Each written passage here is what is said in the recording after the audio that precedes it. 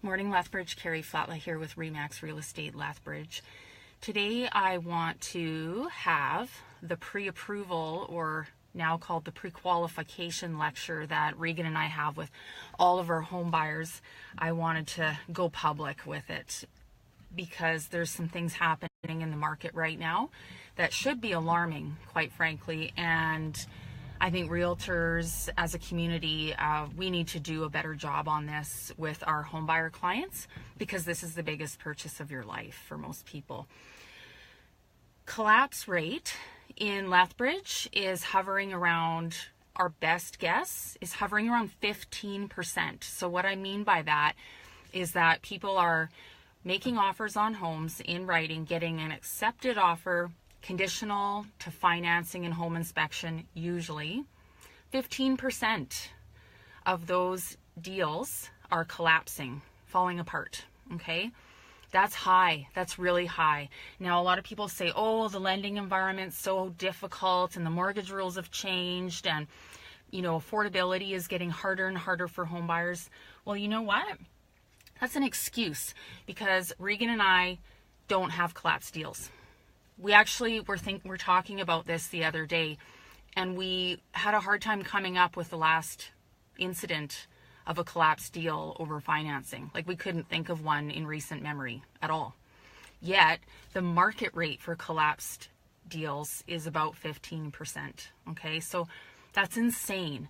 That is crushing people's dreams. That causes heartbreak, stress. You go to all that trouble to try and find a home, buy a home, negotiate, and maybe get an inspection, do all these things with your bank, et cetera, and it falls apart and you don't get the home. Okay, so let's talk about that. Why is that happening? Because we do things and we have conversations with our new clients to make sure that never happens. It just doesn't happen. Okay, so first of all, one thing you need to understand is that the so-called pre-approval that you get with a bank or your mortgage broker isn't firm.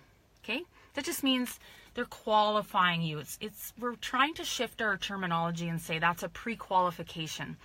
They're qualifying you to see if you can afford that house based on your income levels and your debt levels. Okay, now, I'm not a mortgage professional. I don't claim to be one. I'm not offering mortgage advice. You need to talk to a mortgage broker about your finances. But when you get a pre-qualification, it's not firm. So much depends on the skill level and experience of your mortgage professional, whether it's in-house at a bank or with a mortgage broker. That brings me to point number 2. What's the difference between getting a mortgage with one of the big banks or even a mono lender, or getting a mortgage through a mortgage broker? There's a huge difference. So I hear this a lot. Okay, I talk to a new homebuyer client and I say, who's your lender? And they say, oh, I've been with XYZ Bank for 15 years. I'm good. Okay, that's a red flag. That is a red flag for a collapsed deal coming down the pipe. Okay, for that client.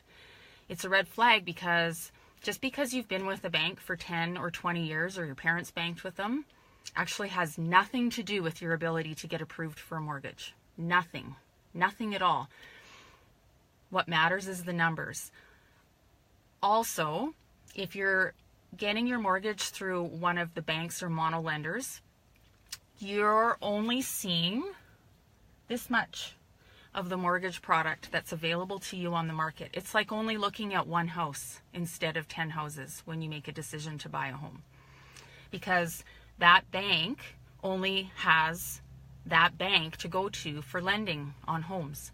If you go to a mortgage broker, they have access to multiple lenders across Canada, and they can look at your special situation, your unique circumstances with money, with your income, with your debt levels. Maybe you have some challenges with your credit rating. A skilled mortgage broker can find the best mortgage product for you, the best rate combination with other terms and conditions on that mortgage for you.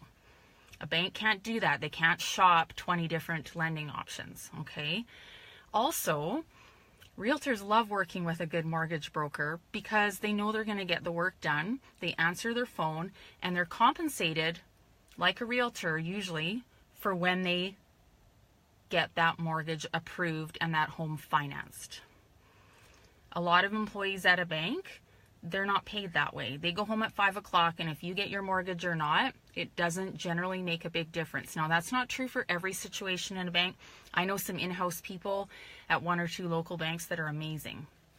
But just understand, a mortgage broker is motivated by something very different than most people working with a financial institution, okay? They want to get your deal done because that's how they put food on the table for their kids. So they are going to work hard to make sure that they meet those deadlines. And that's the next thing I want to talk about.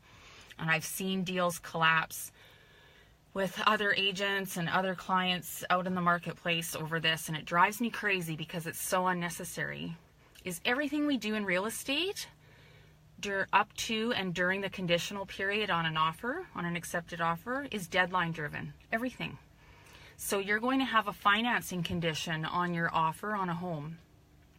And once that offer is accepted, there's a deadline on that financing condition. The buyer and the seller will negotiate a deadline. Usually it's 10 to 14 days, sometimes quicker. If you don't have your ducks in a row with your lender, with your mortgage broker, all the documentation, your firstborn child, all those things lined up, employment letters, like there's so much that they need now to get you approved and financed on a home, you're not going to meet your deadline. And then your back's up against the wall because the realtor now has to go to the listing agent and say, our financing's not done, can you give us an extension on the financing condition? Well, now it's Friday night and the listing agent has to go to their homeowner client and say, can you give these buyers an extension till Monday or Tuesday or whatever, because they don't have their financing done. The seller has an option to say no, and you lose the home. So there's no reason for 15% collapse rate in Lethbridge right now. None. Do your homework. Once you establish a professional representation relationship with your realtor, have an open, hard, painful discussion about money and finances and where you're at in that pre-qualification process with the lender or the mortgage broker, because Regan and I are going to ask you again and again and again. We're going to keep checking in. How are things going with the mortgage process, with the pre-approval process? Do they need any more documents? Who is your representative in getting this mortgage? Where are they at with everything? Are we going to meet our deadline? Are we going to be able to waive that financing condition on this day by this time? It's all a proactive process. We don't figure out financing in the bottom of the 9th inning. That's how deals collapse, and that's how hearts are broken, and it just crushes people when that happens. So that's my pre-qualification lecture. If you have any questions at all, call me 382-7335. We'd be happy to talk to you a little bit more about how that works and how we work with clients to prevent collapse, to prevent your heart being broken when you're buying a home.